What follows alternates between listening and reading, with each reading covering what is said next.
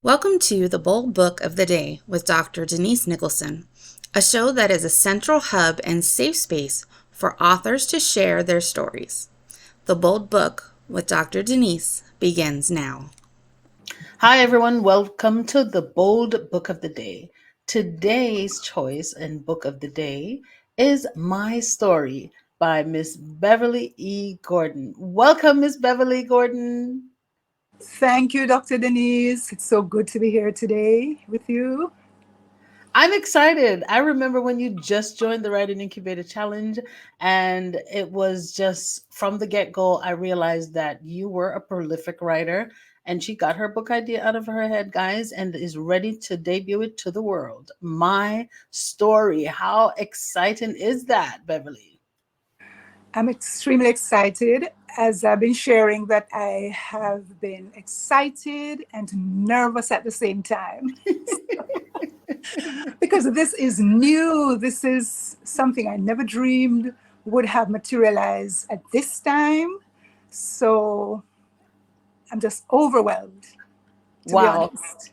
So tell me why you were so eager or interested in sharing your message, your story with the world. Well, it goes way back, many, many years. I have gone through quite a bit, as is explained in my book, and I have sat down and thought of it for many years. Persons have been saying to me, because of what I have gone through, I need to write. However, as the years went on, I thought to myself, yes, I think I should write. However, there's a chapter that is not yet closed. And so I waited and I waited and I waited. But then, just about towards the end of 2022, I could feel the Spirit of the Lord prompting me that it is now time, because that chapter of my life, as my readers will see in the book, has finally closed. And so I decided that I'm going to go ahead and write. Wow. Now, when you told your family members that you were going to write a book, what were they thinking? Um, Funny, they're not surprised about it, because they too have been saying that I've got to write. And so they were actually waiting and anticipating that the day would come when I would write. And, in particularly my daughter, she, after the last surgery that I had, she said, Mom, it's time to write book.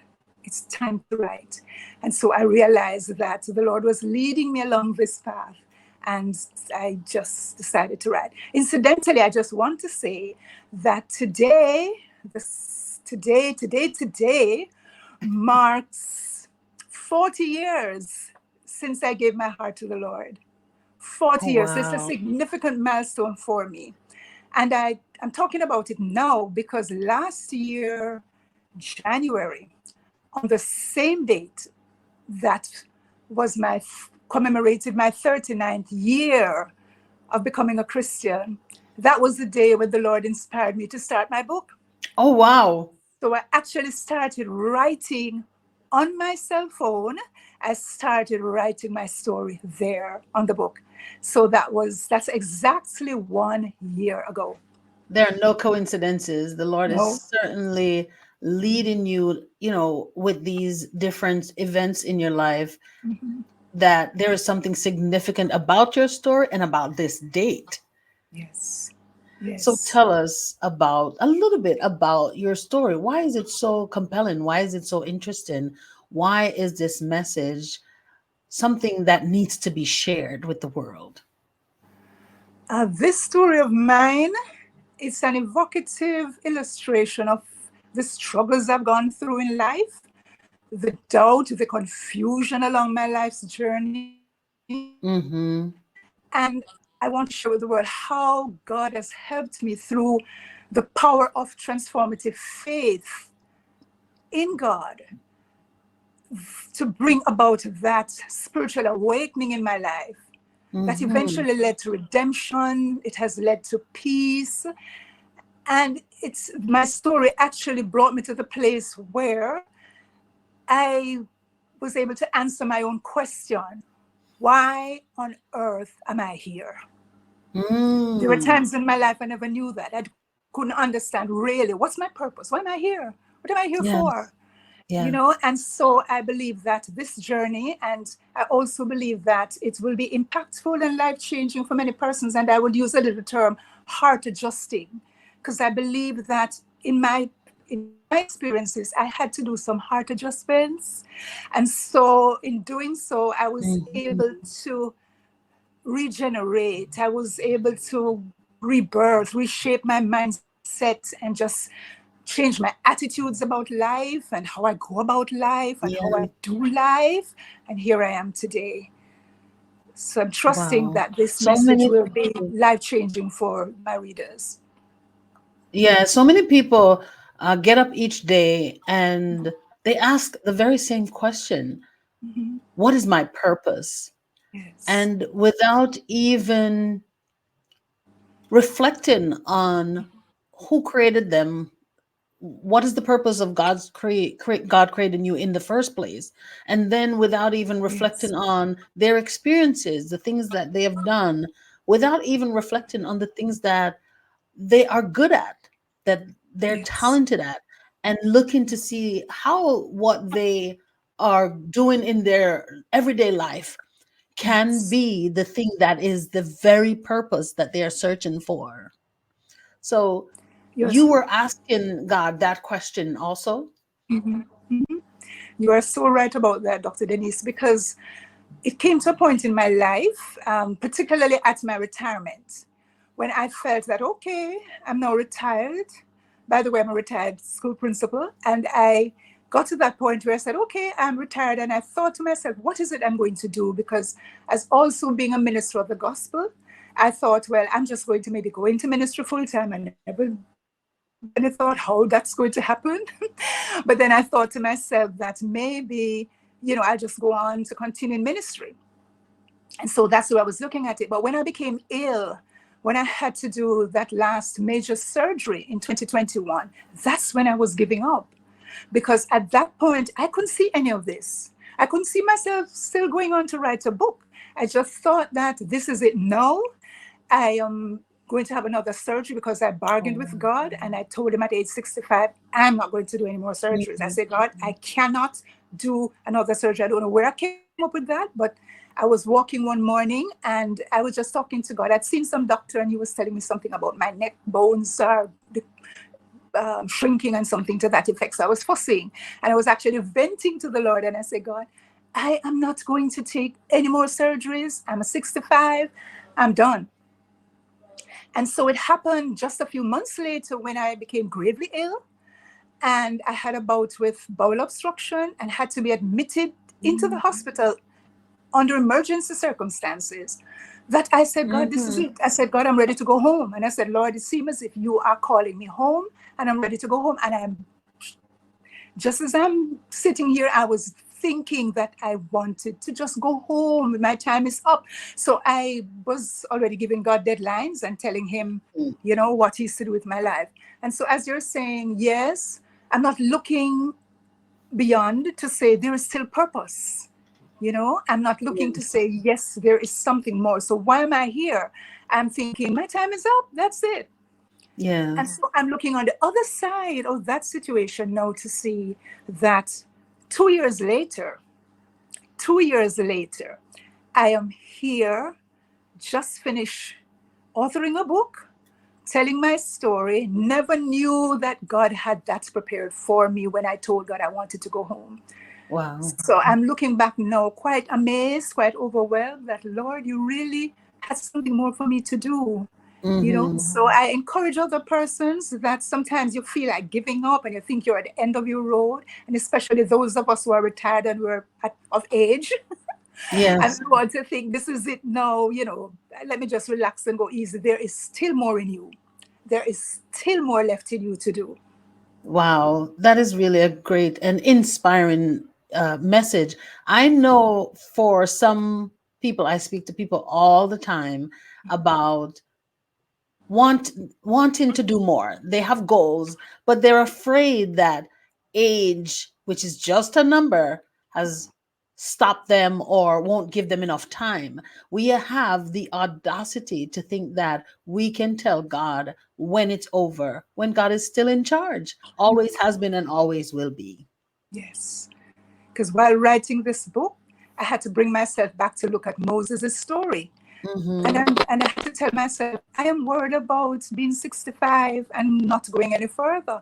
And I'm like, but God actually started using Moses when he turned 80, So I'm Mm-hmm. thinking, and he was used of God for another 40 years of his life. So he was on the second trimester of his stage when God used him. So I'm like, okay, Lord, you use Moses at 80 and I'm in my 60s. Why not? Why not?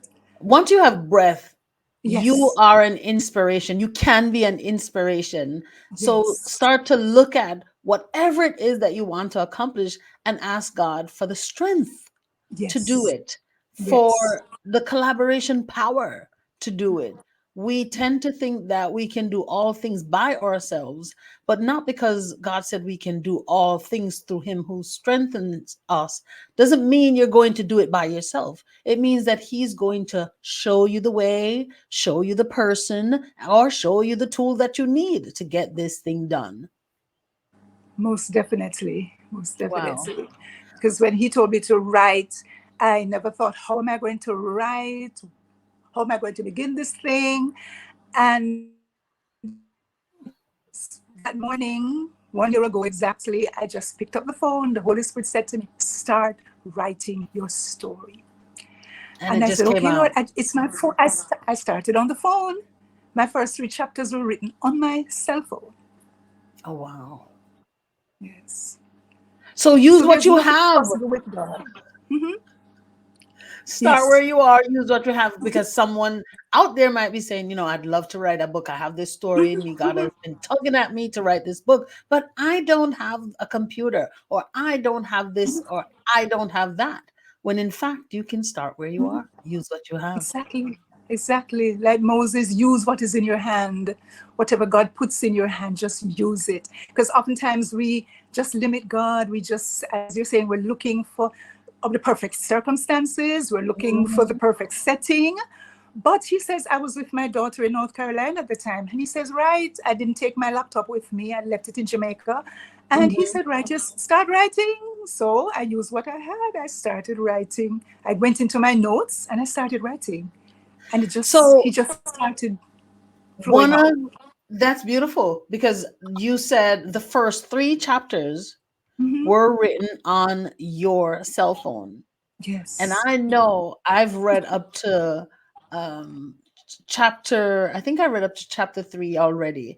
Hmm. And I my favorite chapter so far was chapter 2. So my Okay. favorite chapter was written on your cell Wonderful. phone.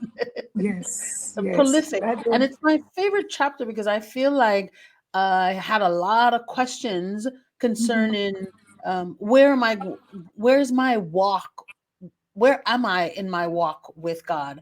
And Hmm. in chapter 2, you are addressing are the same concerns. And Okay. it was like, boom, you started to get the answers. And Yeah. I was like, wow, this chapter resonates a lot with me. Wow. And yeah, so what was your favorite chapter? Ah, I think my favorite chapter is close to the end. I think my favorite chapter is, I'm not even sure which one it is now, but what I can say is the chapter that dealt with my brokenness. I Uh-huh. think that's my favorite chapter where after all the years, after all I had gone through, and then I thought it was all over and I thought I had gotten over.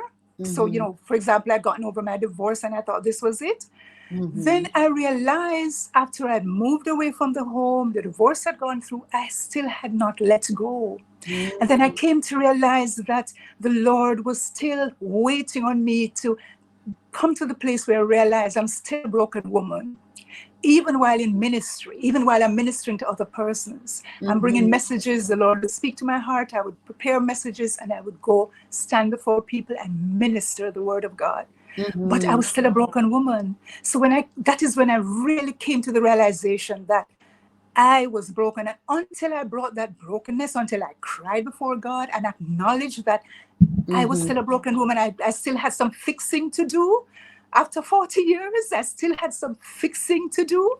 And, that's just reminding us that it doesn't matter where we are, what stage we are in our Christian path, we have to remember that we're still a work in progress. Yes.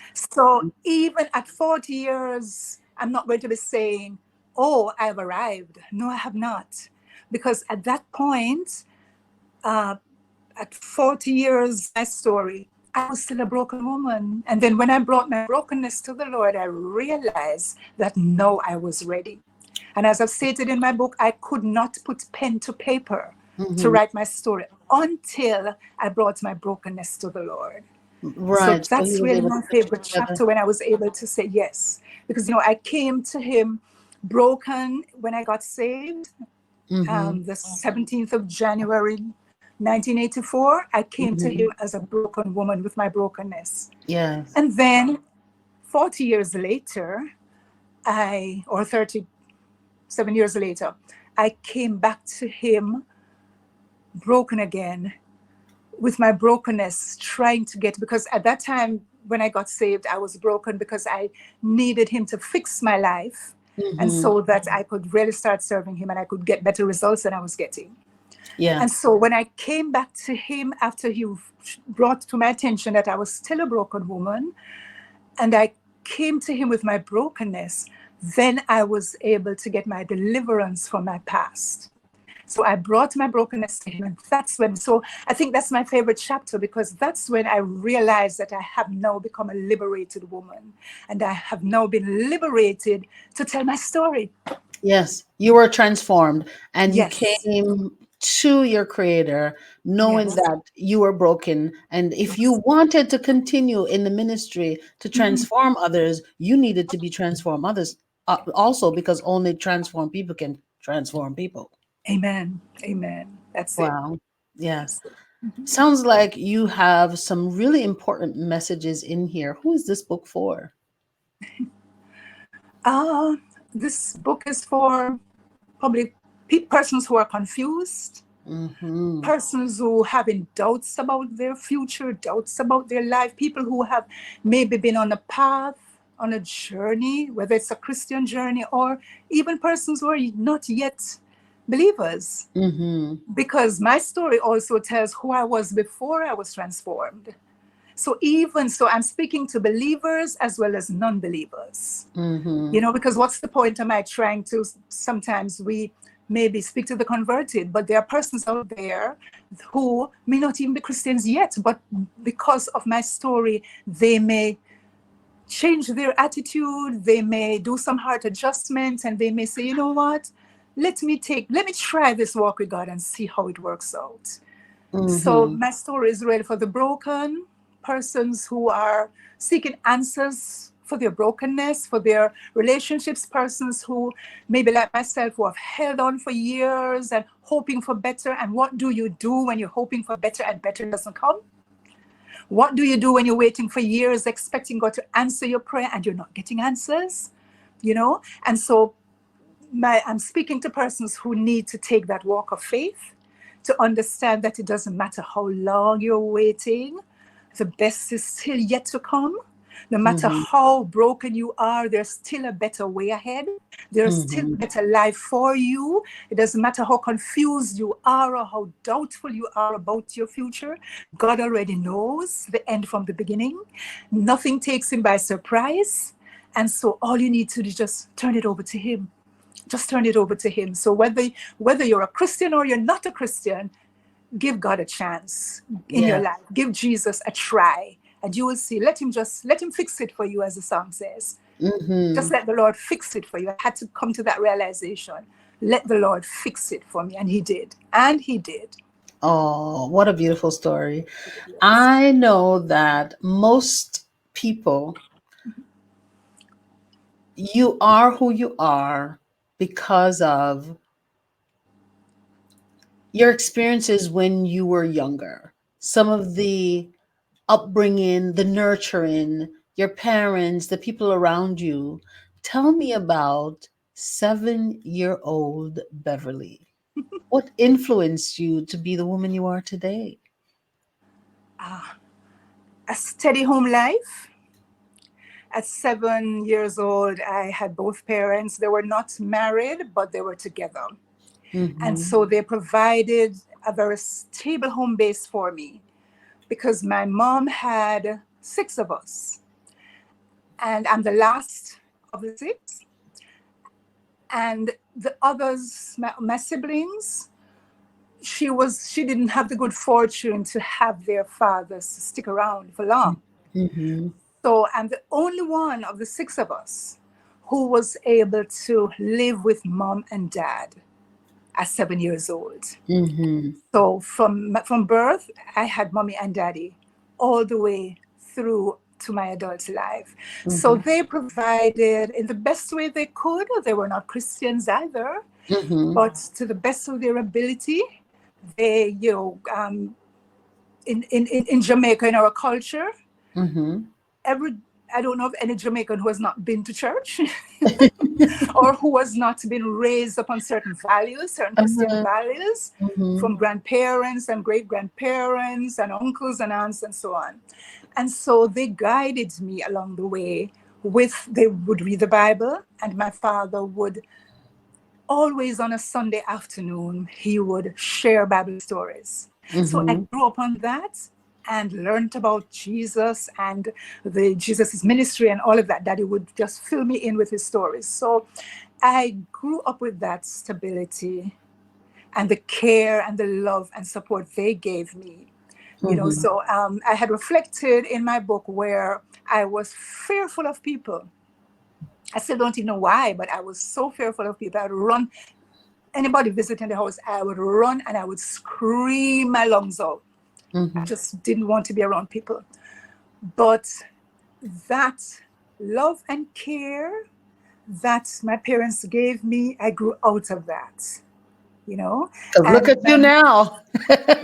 yes, yes. Mm-hmm. So I would say a stable home that really helped me. And I grew alone, so I'm a loner. And I think I learned to be independent because as a loner, my siblings were much older because I'm last. My mom had me at 41. Mm-hmm. So my youngest sibling before me, he was 14 years older than I was. Mm-hmm. And Oh wow. they grew up in the country. So I grew up in Kingston just with mommy and daddy and Okay. myself. So I grew up learning to be independent, not waiting for a brother or sister to share. I So got you every. grew up, even though you were the last child, it was like you're the first child. Yes, yes. I literally grew up as an only child. So you may have that first child syndrome. Yes, yes, Still bossy, still want to be the leader yes, yes. I think in many so. ways. I think so.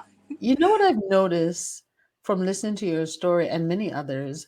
I've Mhm. noticed that people who were spending a lot of time by themselves when they are growing up, they tend to be more creative.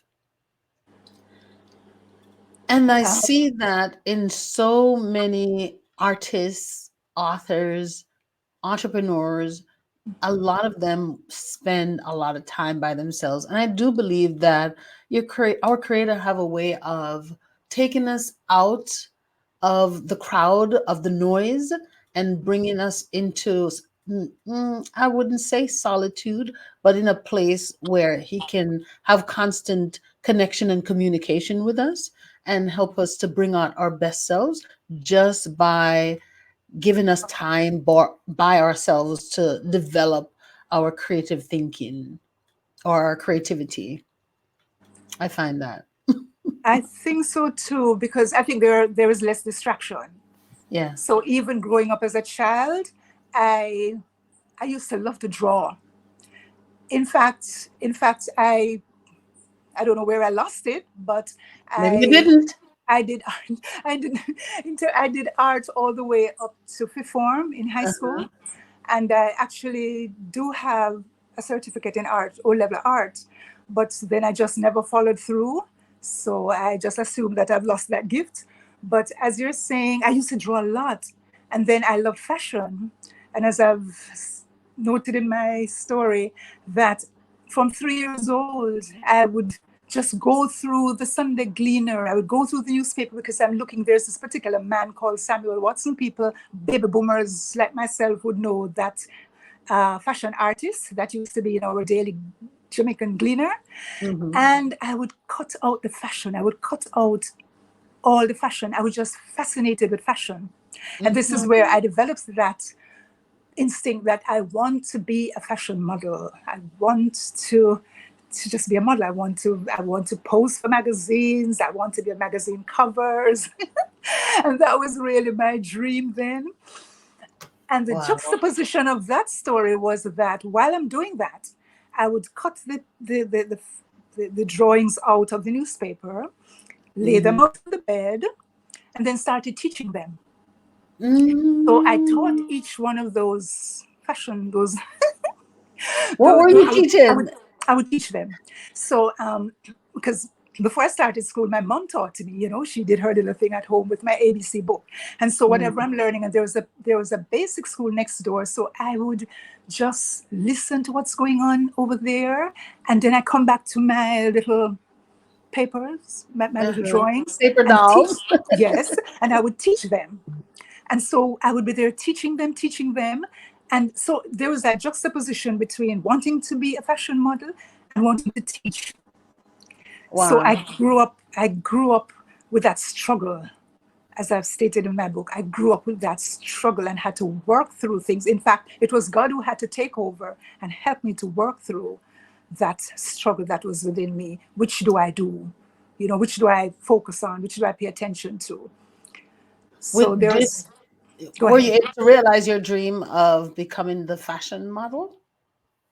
Not really. I did a few little fashion gigs at age 15, 16. And I think by the time I turned somewhere in late teens, there was a fashion show when they were opening a particular shopping center, Therese, St. Anne, where I live. And I was invited to join that team of models, and I came down and did that fashion show. But I think my fashion career ended right there. I never went on to pursue any further. But it was always my passion to be a model, really.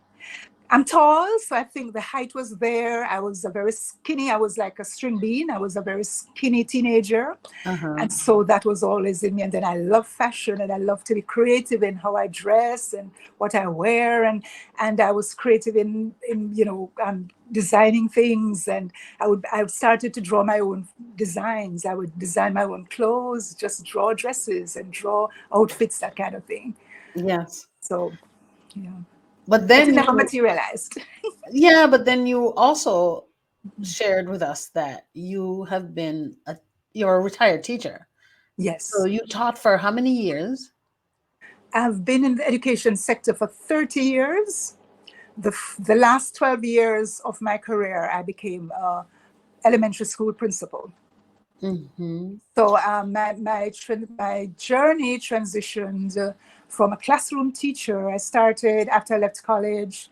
I was trained to be a high school teacher. So I'm an English and history teacher by profession.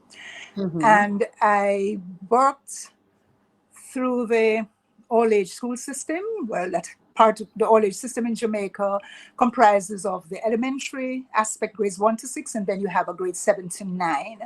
And so I worked with the 7 to 9 students for many years. I worked as a classroom teacher. Then I was asked to take up a position of a guidance counselor that I was not trained for, but I saw that as a God opportunity. And I said, whatever God has gifted you with, just use it, whatever tools he puts in your hand.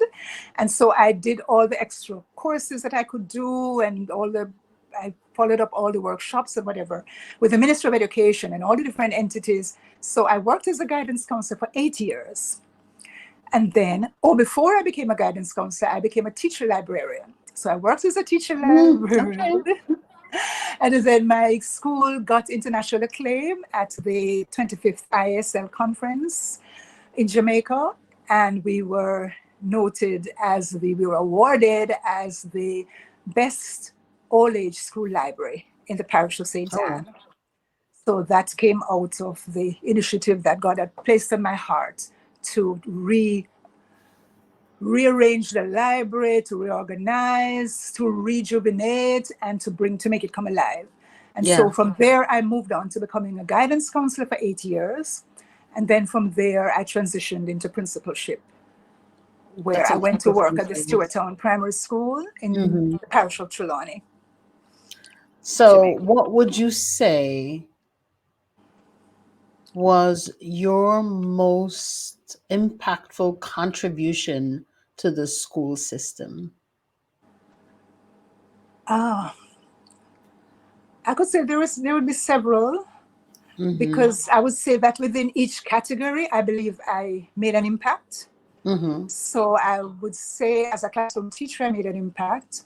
In Mm-hmm. particularly with becoming a guidance counselor, I Mm-hmm. believe that I was able to make a tremendous impact there, because not only did I do guidance and counseling, but I took on a high initiative project to teach writing skills. So that was kind of a sideline program that I took on. Nobody Mm-hmm. told me to do it. It was never done before. And so I added that to my workload as a guidance counselor. Because when the students would come to me, I saw the need for them to really learn to develop their writing skills. Yeah. And that out of that program, we were able to produce the school's newsletter, which being I was at the Runaway Bay All Age School at the time, and we were like on the North Coast. So we were close to the North Coast hotels. So I had partnered with the hotels, and I would have the newsletters to be sent to all the businesses, to the hotels, so that businesses could see the children's writing skills, to see their performance, see how they would grow. So the children would write poems, they would write stories, and I think that was a very successful program that I look back and I'm happy that I did it, because the children went on from there. We were able to form an editing team. So I had about 17 students on my Oh, editing wow. team, and those students worked. So I do still have a copy of that magazine. The very first school magazine that was produced for that school was done out of that effort. And I say kudos to all my students back then, because they were the ones who edited, and I guided them through. And that editorial team, they edited the magazine. So we produced a school magazine, and it's like a school magazine and a yearbook that is sent out, each year by schools around the globe. Right. And so we had that. So the production of that magazine just really, really made me feel proud, Okay. because seeing that happened, not out of not although I'm a guidance counselor, but to know that I was able to initiate that program and to see the tremendous success that came out of it.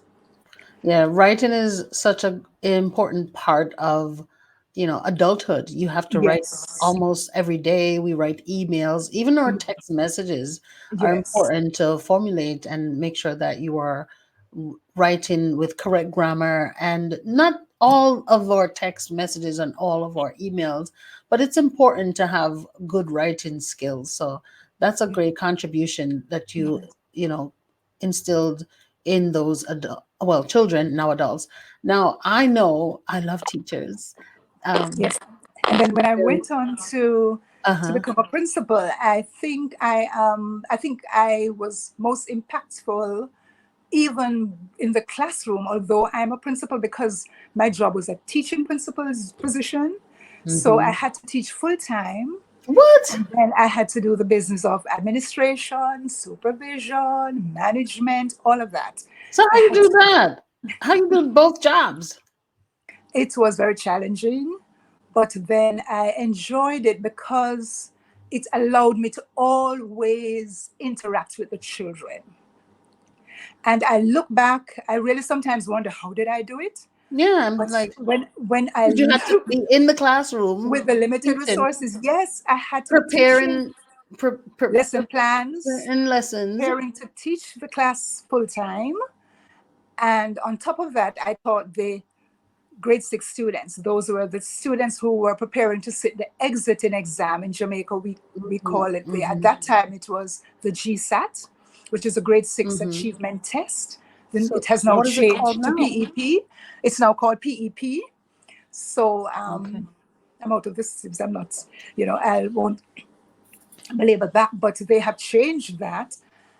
But over the years, I have taught the grade 6 class. So I prepared my students for their exiting exams every year and got good results. So I think I would have made an impact in that area as well. Wow, wonderful. I know that my elementary years impacted me a lot. Mhm. My favorite teacher, I mean, I had a lot of great teachers, influential teachers that helped me to be who I am today, but my favorite teacher was Mrs. Atterbury. In She was my third grade teacher. But even though she was my third grade teacher, she still was telling me what to do when I was in the fourth grade and the fifth grade and the sixth grade. So she was always there, and at the time, I didn't like it. I didn't think that there was anything. I didn't think it was a special thing. I think she was always giving me extra work, extra things to do. But I not almost immediately after I left that school, I went to Tarrant Primary, and almost immediately after I left that school, I kind of realized that she thought I was special. I didn't know it then, I didn't think about it Yes. then. But once I started to share with people the Yes. skills that I've learned because of the program she put me in, like the Red Cross, instead of Girl Scout, she told me to sign up in Red Cross. And I was like, but I want to be a brownie. She says, no, you're going to learn something that can change your life and change others. And I was like, oh my goodness, the brownies look so cute in their little I uniform. know. So that's what I want to do. And she said, no, tell your auntie to get you a white uniform, white pleated skirt, white shirt. And that's what you're going to wear when it Wow. comes time. But anyway, she impacted me so much. And I am who I am today because of a teacher. So thank you so much for your contribution into, that world of educating young people and given us the courage to dream and given us for me it was confidence that she gave me. I was very confident as a young child, and I believe that is because of not just the encouragement but because she made sure that I knew stuff. So I felt confident because I felt knowledgeable. So thank you for your contribution in building confidence in young people, building their, encouraging them to learn more and building up their knowledge so that they can dream big and become the leaders of tomorrow, the leaders of our great world. Thank you so much. Now, I know that we spent a lot of time talking about you or your youth, but how did all of those things that you went through as a young person make this message that you had to share so much more necessary? I think through the years, I have come to realize that I have worth with all that I've been through. Mm, I have, I think the greatest virtue I have learned is patience. And I have found that all through my journey, it's as if the Lord is always taking me through situations or circumstances where I had to learn to exercise patience. So I think who I am today is because I've learned to be, it wasn't easy, but I have learned to be patient.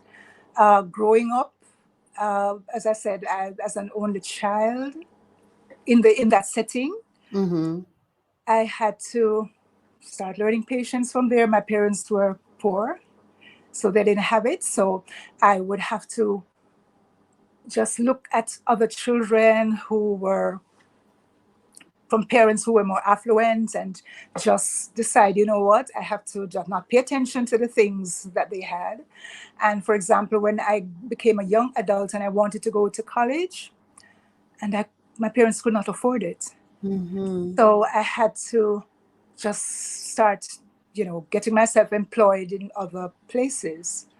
And so I worked my way through all the years, still not sure whether or not I would become a teacher, whether or not I would be able to go to college, but patience, So while doing banking, while working as an international telephone operator, and going my way through till I went overseas and then came back to Jamaica, the tides turned, and then the Lord showed me that He wants me to be a teacher. So I've learned over the years that patience is indeed a tremendous virtue. And if we can just wait upon God for the things that He has for us, we will get there. So even through my life's journey where I am today, it was by my learning through the struggles, learning how to be patient. Many times I was not. And so I found it very difficult. There are times when the Lord had to take me through the same lessons over and over again until I got it. Mm-hmm. But I look back and I realized that just being patient, because eventually I became a teacher. Eventually, as late as it was, and I'm saying that because I went to college in my 30s. Mm-hmm. And as I've said it, shared in my book, I went to college in my 30s, being amongst the most brilliant students who were there age 17, 18, 19, and I'm there feeling like an old woman in my 30s, 33, going through college. But I have learned through patience to wait, and the best will come. Yes. God's timing is In God's perfect. timing, yes. Yes. I really enjoy our conversation. We could be here all day. You know how it is when we start talking, right? Yes. So there are three questions that I love to ask all of my guests. So before you go, I'm going to ask you those three questions. And the first question is, what's one bold promise that you can share with your audience? One bold promise. You know, I'm just thinking that a bold promise for me is to be bold. I want to say that because I'll just give a typical example. I'm afraid of social media. I'm afraid of the camera. I've always been afraid of the camera, in spite of my journey through, sharing messages and speaking as a principal and all of that. I'm fine if I'm not before a television camera. So I have decided that this promise that I'm making, and I would also share with the audience for those who are like me, just to become bold. So I'm now telling myself that the Lord has brought me to this juncture of my life where I have become an author and I'm sharing my story. And so I'm now going to be bold. I'm going to look the camera right in the eye, and I'm going to be sharing my stories because someone needs to hear it. Woo! Beautiful. This is your year to be bold, people. Yes. You heard it here from Beverly E Gordon. Now, what is a bold statement that you can share with the audience that will cause a paradigm shift? A bold statement. Mm-hmm. I am looking at that statement for myself, and I think persons maybe can have it tailor made to suit their situations. Mm-hmm.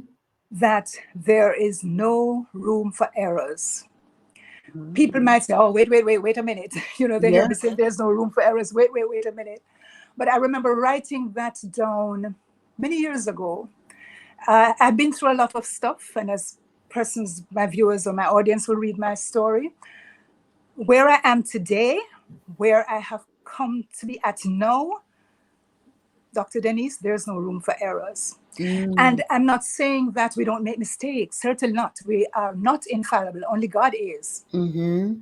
But what I'm saying is that I'm not going to make it intentional. Okay. So while mistakes will come, and I'm not talking about the little things that you do from day to day, and I should have done that, oh my gosh, I didn't do that, or whatever. I'm talking about big moves. my bold statement is that there's no room for errors. And I just give two analogies. For example, writing the book.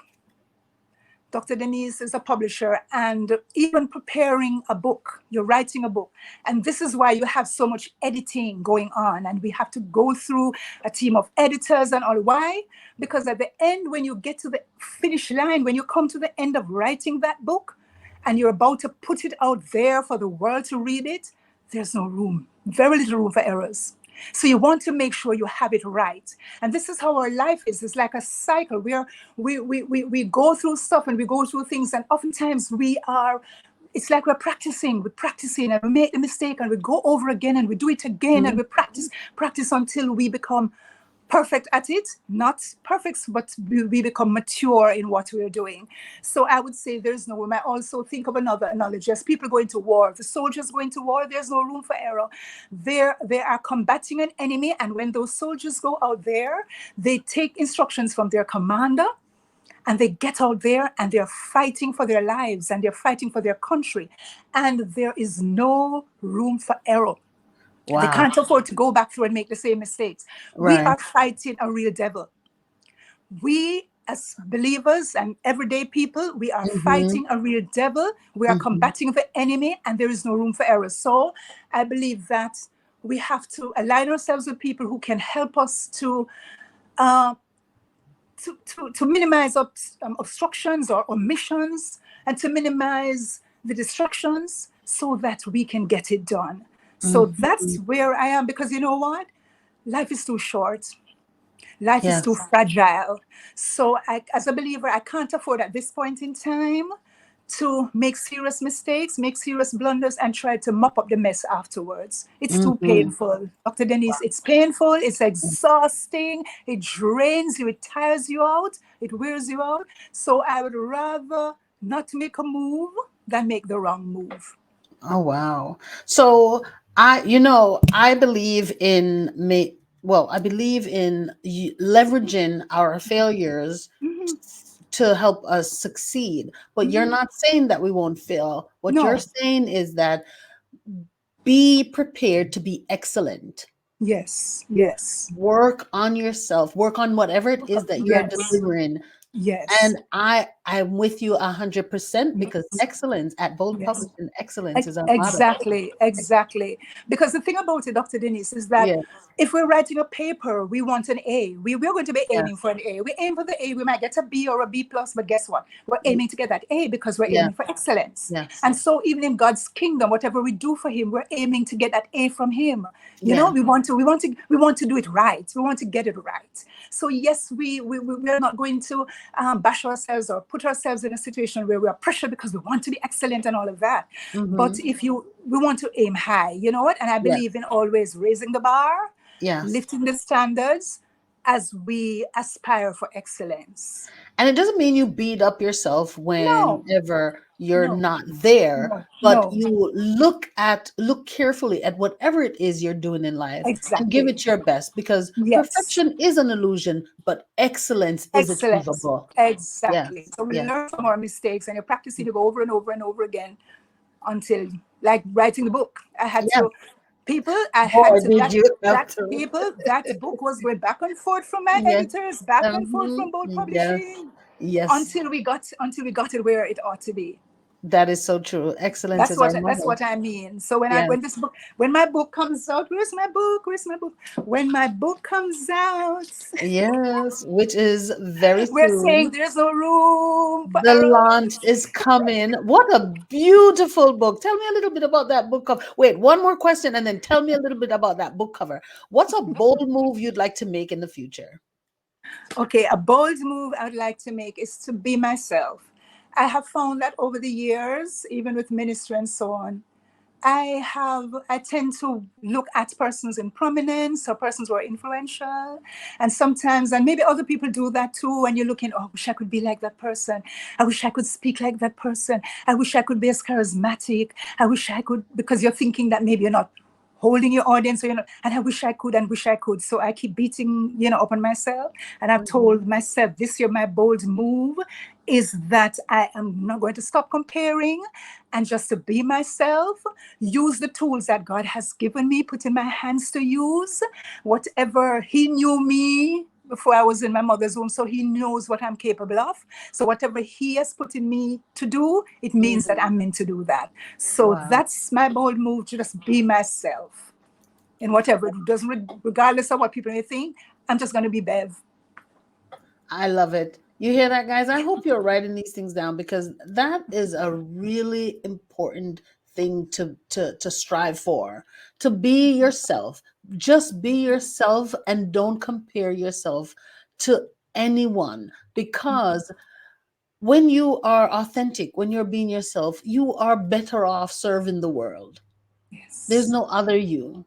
Yes. So why not work on being yourself full time?